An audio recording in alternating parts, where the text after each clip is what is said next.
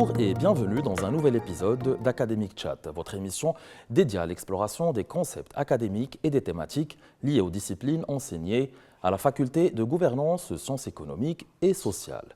Aujourd'hui, nous allons nous intéresser à une réalité qui transforme progressivement le champ migratoire au Maroc, l'installation de populations migrantes subsahariennes et les défis sociaux, humains, politiques et économiques qui l'accompagnent. À travers l'ouvrage collectif Femmes et mineurs en migration, parcours, résistance, insertion, nous allons tenter de comprendre les différents parcours de ces migrants et les réalités qu'ils vivent aujourd'hui au Maroc.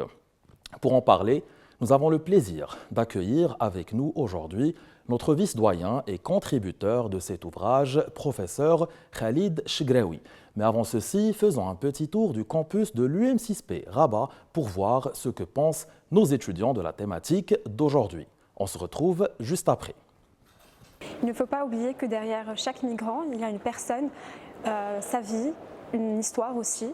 Donc remettre l'humain au centre des débats, c'est également choisir de ne pas voir la migration uniquement sous l'angle de la sécurité, mais choisir de l'aborder avec plus de nuances, de l'empathie, de dignité. Au cours des dernières années, le Maroc a connu une évolution notoire de ses politiques publiques en matière migratoire, notamment avec la mise en place de la SNIA, Stratégie nationale d'immigration et d'asile en 2013, qui a consacré la reconnaissance de la présence des migrants subsahariens sur le territoire national. Des avancées appréciables ont été réalisées, notamment en matière de régularisation, d'accès aux soins de la santé et à l'éducation. Toutefois, la question de l'intégration demeure un chantier en constante construction, marqué à la fois par des progrès tangibles et des défis qui varient selon les contextes sociaux et les réalités territoriales. Un grand merci à nos étudiants pour ces commentaires et ces réflexions qui vont nous permettre d'initier la discussion avec notre invité d'aujourd'hui, professeur Khalid Chegraoui. Professeur, bonjour et merci d'avoir accepté notre invitation. Merci beaucoup pour l'invitation. Professeur Chegraoui, pendant longtemps, le Maroc était surtout présenté comme étant un pays de transit vers l'Europe. Or, depuis plusieurs années, on observe une installation plus durable de populations migrantes subsahariennes. Est-ce que les politiques publiques marocaines ont réellement évolué pour accompagner cette transformation ? C'est sûr que les politiques publiques et les responsables marocains ont énormément évolué lorsqu'il s'agit de mettre en place des politiques concernant la migration. Alors, premièrement, il faut dire que le Maroc n'est pas seulement devenu un espace de transit et de migration récemment, il a toujours été un pays de migration, exportant et important. On l'oublie assez souvent, mais beaucoup de Marocains, alors à part la communauté marocaine qui se trouve principalement en Europe, mais on a quand même une communauté marocaine extrêmement intéressante et importante en chiffres, en activités économiques et culturelles et autres dans certains pays de l'Afrique, et principalement en Afrique de l'Ouest et en Afrique sahélo-saharienne. Certes, depuis quelques années auparavant, le nombre s'est réduit de par des intérêts économiques, de par des situations politiques un peu spéciales. Mais le Maroc a toujours été un pays qui reçoit et qui exporte. Alors bien sûr, ce qui s'est passé dans les dernières décennies, c'est que le Maroc est devenu un espace de passage des migrants subsahariens voulant partir en Europe. Les restrictions mises en place par la communauté européenne, les questions de visa, la difficulté d'accéder au territoire européen a fait que cette population s'est trouvée, comment dirais-je, presque emprisonnée dans certaines frontières. Et bien sûr, en Afrique du Nord et principalement le Maroc, qui est considéré par certains subsahariens comme un lieu de passage privilégié vers le continent européen. Mais pas toujours, parce que ça c'est l'idée qu'on se fait de chaque migrant subsaharien ou africain en général transitant par le Maroc ou venant au Maroc, c'est qu'il veut partir en Europe. Mais les études prouvent que la question est beaucoup plus complexe et beaucoup plus diversifiée qu'on le pense. Alors, votre ouvrage met particulièrement l'accent sur les femmes et les mineurs subsahariens. Pourquoi était-il important de se concentrer sur ces profils et en quoi leur expérience migratoire au Maroc révèle-t-elle des formes spécifiques de vulnérabilité, notamment en matière de logement, de santé d'éducation ou encore d'accès à l'emploi? Alors déjà, juste pour dire un petit mot sur l'ouvrage. L'ouvrage, c'est une enquête de terrain qui a continué, qui a duré presque 4 ans, et c'est déjà un élément extrêmement important parce qu'on n'a pas beaucoup d'enquêtes qui durent dans le temps. Et cela nous a permis quand même de voir l'évolution des choses, que ce soit les politiques publiques, le rapport avec les acteurs eux-mêmes, c'est-à-dire les migrants. Deuxième chose, c'est un travail collectif effectué par 5 personnes, dont moi-même, sous le leadership de 2 jeunes chercheurs extrêmement dynamiques et actifs, professeur Fatima Aït Belmadani, sociologue et spécialiste d'ailleurs de la migration, qui a fait une thèse extraordinaire sur les femmes migrantes marocaines en Europe et principalement sur les épouses et surtout toutes ces épouses qui ont accompagné leur mari en Europe, soit par le regroupement familial, généralement par le regroupement familial, et qui sont des femmes qui sont devenues par la suite des femmes au foyer avec des relations extrêmement complexes avec le monde européen. D'ailleurs, peut-être c'est de là d'où vient l'idée de l'intérêt aussi pour la question du genre. Et il y a avec elle en binôme professeur Hafid Hicham, économiste, et bien sûr avec moi-même, professeur Ajlaoui, Moussaoui, et professeur Rachid Bellebbeh. Donc c'était une équipe, on faisait à l'époque partie de l'ancien institut des études africaines de l'université Mohammed V, malheureusement qui a disparu de la scène pour plusieurs raisons. Donc c'est un travail collectif et c'est un travail qui est lié à d'autres travaux effectués par mes collègues sur la question migratoire. Donc on est dans une suite. Deuxième chose très importante, c'est lié à la nouvelle stratégie nationale, la CNIA, la nouvelle stratégie nationale pour la migration et l'asile qui a été implémentée au Maroc depuis quelques années. Troisième chose, c'est le contexte en général et le rapport à la question migratoire et le traitement de cette question par rapport à nos relations avec le monde européen et par rapport à nos relations avec le monde africain. Pourquoi cet intérêt? Alors, généralement, quand on s'intéresse à la migration, on s'intéresse aux acteurs visibles qu'on voit.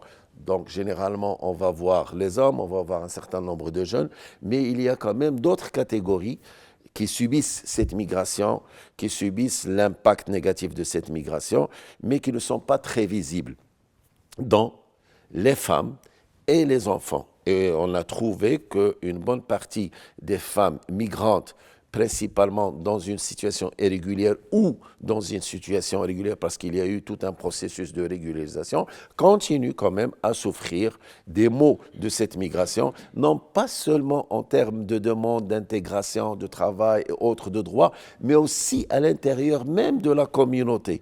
En réalité, les communautés importent avec eux leurs propres contradictions, qui ne changent pas du fait qu'il y ait migration. Et puis, il y a cette deuxième communauté, assez invisible, qu'on ne voit pas beaucoup, c'est les enfants mineurs. Et beaucoup de ces enfants mineurs sont arrivés par ces voies migratoires de manière clandestine, sans famille, sans parents, rien du tout. Donc c'est une catégorie extrêmement vulnérable avec énormément de contradictions et de problèmes. Et je pense que notre étude a eu peut-être, je dirais, cette intelligence, cette chance de s'intéresser à ces deux communautés qui sont invisibles et on a aimé les rendre beaucoup plus visibles pour les politiques publiques et pour les acteurs en place. Alors, aujourd'hui, les questions migratoires sont au cœur des débats politiques, aussi bien en Europe qu'au Maroc. Entre discours sécuritaires, tensions sociales et enjeux diplomatiques, les migrants sont souvent réduits à des chiffres ou à des problématiques de contrôle des frontières. Comment replacer l'humain au centre du débat? Vous savez, quand on traite de la question migratoire, qu'on le veuille ou non, dès qu'on commence à parler réglementation, régularisation, on est obligé de parler sécurité. Et quand on parle sécurité aussi, ça n'empêche pas qu'il n'y aurait pas de contradiction et on va aussi parler intégration et pouvoir questionner les espaces où ces migrants, à travers lesquels ces migrants sont en relation avec la société. Donc ce sont des questions imbriquées, ce sont des questions complexes. Effectivement, on ne peut en aucun cas traiter la question migratoire à partir d'un seul prisme. soit le prisme sécuritaire qui, à mon avis, a été longuement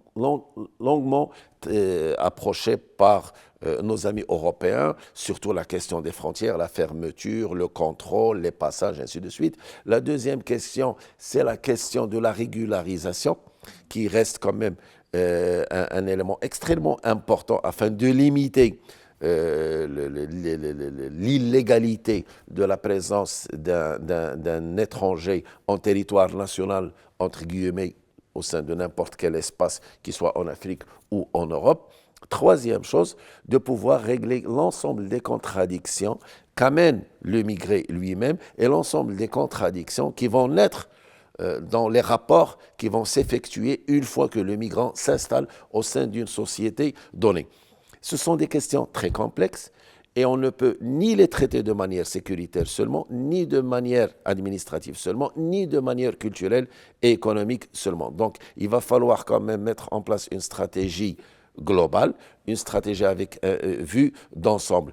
Et bien sûr, la grande question ici, c'est quelle est la place de l'acteur lui-même, le migrant, dans ces stratégies. Et je pense que, grosso modo, que ce soit en Europe, que ce soit en Afrique, on a oublié l'acteur lui-même qui est le migrant, sa demande, ses exigences et comment ces demandes se transforment et changent avec le temps et avec l'espace. Donc, pour nous, ça a été quand même un certain nombre de questions qu'on a posées. Et dans ce livre, quelque chose qu'on considère comme étant très positif, c'est qu'on a aussi donné la parole à l'acteur administratif local, au directeur de l'école et aux membres des académies nationales qui ont reçu une ordonnance de l'État stipulant l'ouverture des écoles pour les enfants des migrants. Et eux sont en relation avec ces enfants, sont en relation avec la société marocaine qui amène ces enfants, sont en relation avec l'ensemble des contradictions qu'une décision, quoique extraordinaire et louable, mais qu'une décision comme celle d'ouvrir les portes de l'école publique aux migrants africains peut poser comme problème et comme question. La question de la religion, la question de la culture, la question des valeurs, et ainsi de suite. Donc, donner la parole aussi aux acteurs administratifs et officiels est très important. Bien sûr, l'acteur sécuritaire du ministère de l'Intérieur, l'acteur légal du ministère de la Justice, l'acteur de la santé dans les hôpitaux, parce que ça, ce sont les espaces qui reçoivent. C'est l'hôpital qui reçoit les migrants. À un moment donné, on est obligé quand même d'aller visiter l'hôpital pour des causes diverses. On a besoin d'écoles, on a besoin de sécurité, on a besoin de justice. Ce sont des espaces extrêmement importants et ce sont aussi des espaces au Maroc qui ont de la data.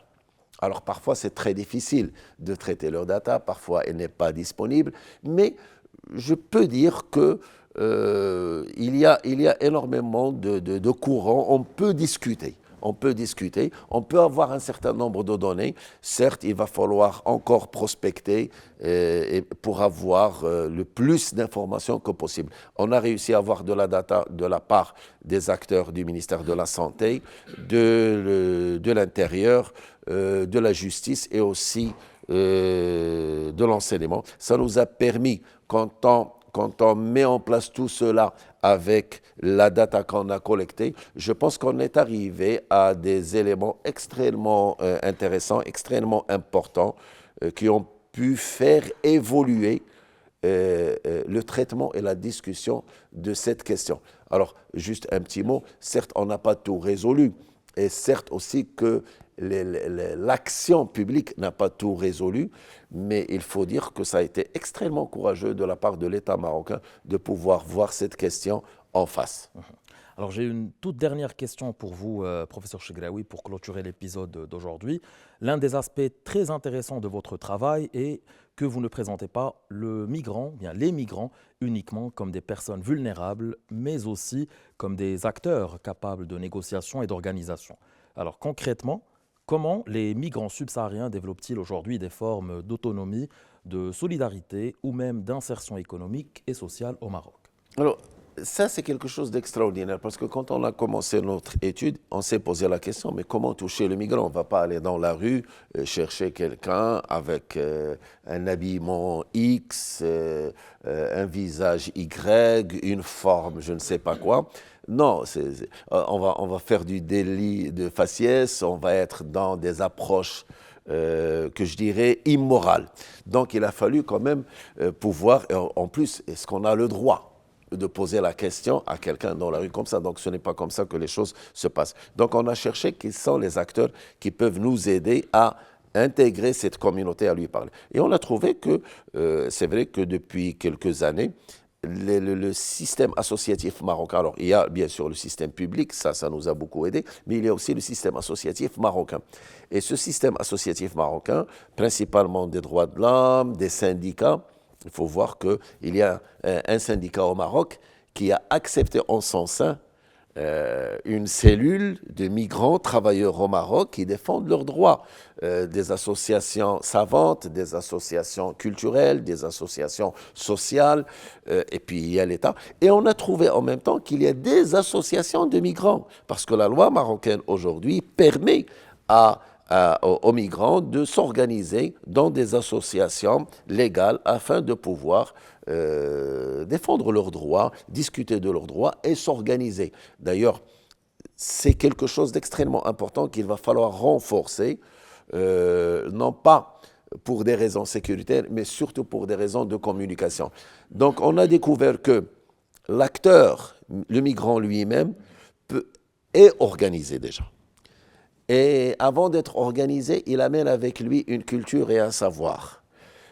Et ça, c'est quelque chose d'extrêmement important. Donc, on n'est pas là en train juste de questionner l'acteur migrant en transit ou en situation régulière ou irrégulière, mais on est en train de discuter avec un esprit, avec une intelligence, avec une culture, un savoir-faire et une expérience donnée.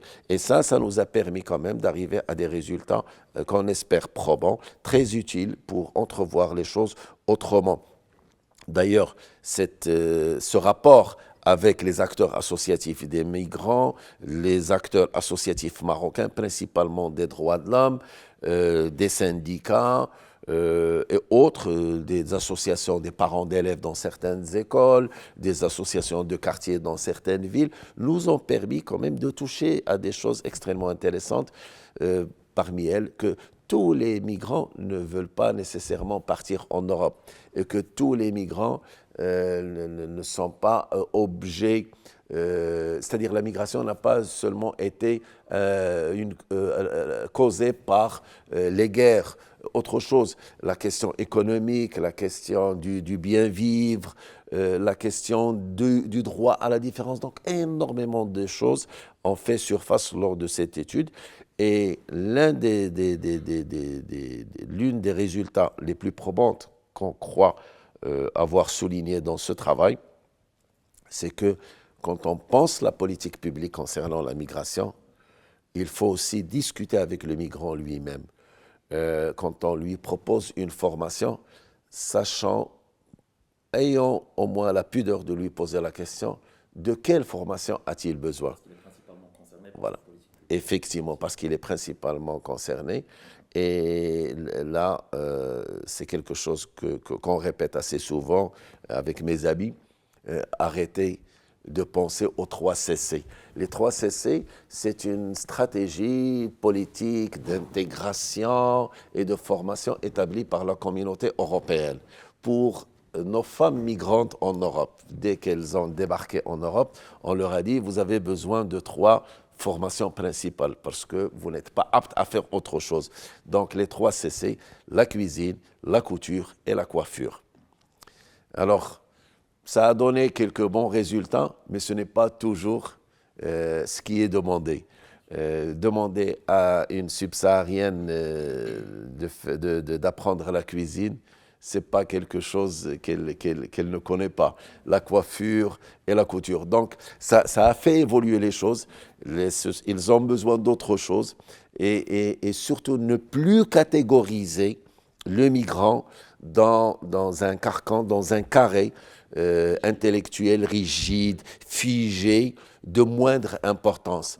Allons vers la prospection des capacités autres que détiennent ces migrants et questionnons leurs itinéraires, leurs drames aussi, leurs souffrances, leurs contradictions à l'intérieur de leur communauté, la coupure avec leur culture, avec leur famille, et la question de l'intégration dans la société marocaine. Et par-delà même aussi, questionner les Marocains, comment ils entrevoient cette présence et s'autocritiquer par rapport à nous-mêmes, par rapport à nos exactions, à nos contradictions et à nos subjectivités. Professeur Chegraoui, nous arrivons au terme de l'épisode d'aujourd'hui. Merci encore une fois d'avoir pris le temps de répondre à nos questions et merci aussi d'avoir partagé avec nous quelques pistes de réflexion intéressantes par rapport à votre ouvrage intitulé « Femmes et mineurs en migration, parcours, résistance, insertion ». Merci beaucoup, professeur Chegraoui. Merci beaucoup, Sénomène. Merci à vous de nous avoir suivis. Je le rappelle, cette émission est faite pour vous et par vous. N'hésitez pas à partager avec nous vos propositions de thématiques en commentaire. Pour plus d'informations sur nos programmes et nos activités, je vous invite à consulter notre site web sur www.fgsesum6p.ma. C'était Académique Chat. Merci et à très bientôt.